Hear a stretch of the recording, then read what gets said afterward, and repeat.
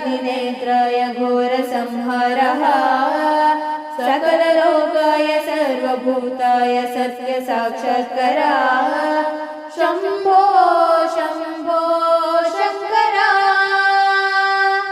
ॐ शिवोऽहं ॐ शिवोऽहं रुद्रनामं भजेऽहं भजेऽहम्।